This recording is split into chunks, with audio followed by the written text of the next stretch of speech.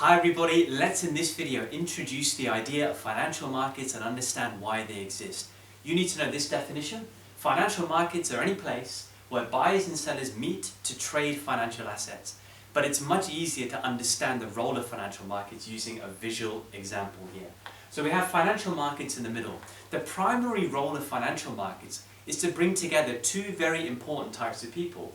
Lenders, i.e. those that are sitting on excess cash, those that have money, to bring those guys together with borrowers, those that need cash right now but don't currently have it.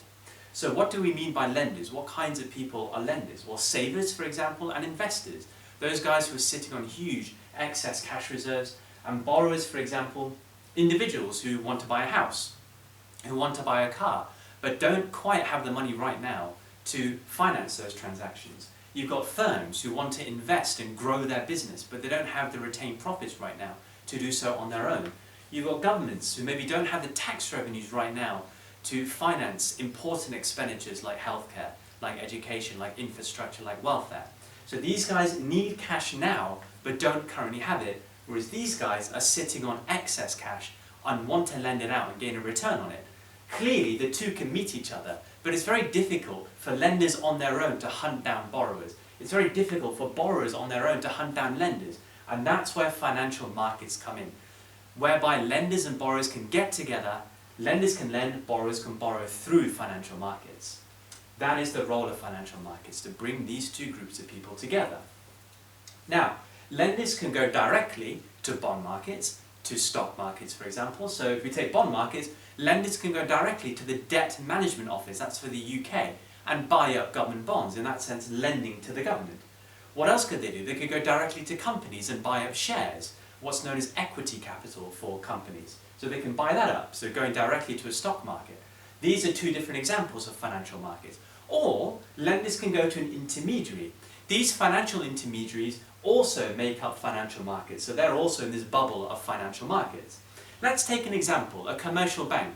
Their primary objective is to take funds from lenders, so it's a great place where lenders can keep their money, in a deposit, for example, in the bank. A return is then paid on this money. From these savings, loans can be made by commercial banks and lent out to individual and firms who are willing to borrow. Right? So mortgages, for example, loans to buy a car, for firms loans to invest into their business. Right? An interest rate is charged on those loans, and the point is that a higher interest rate is charged to these guys than a return is given to the lenders.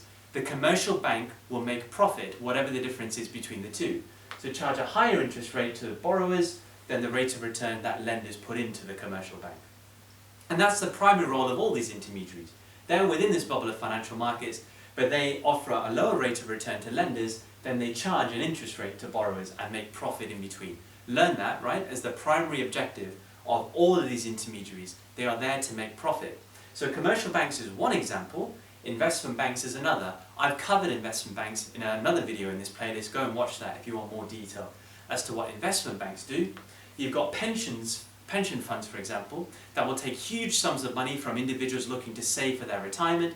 They'll invest it normally in stock markets, and then they'll pay an annuity to pensioners when they reach that pension age. You've got hedge funds and mutual funds. These are institutions that take huge sums of money from lenders, from investors in particular. They will buy huge amounts of debt from it, so debt issued by borrowers. They'll collect interest rates as the payments on all that debt that they're buying up, and will give a rate of return to their investors. Again, the whole point is that the interest rate that they collect will be higher than the rate of return they pay back to the lenders, to the investors. What's the key difference between the two? Hedge funds will engage in much riskier transactions than mutual funds will. So for example, hedge funds will buy up debt in leverage deals, very, very heavy leverage deals, basically much, much, much riskier deals than mutual funds. If these go bad, then we're talking huge sums of money that these guys can lose, whereas mutual funds won't engage in such leverage deals, such high-risk deals. Mutual funds are not regulated as much as hedge funds are. There's big regulation for hedge funds.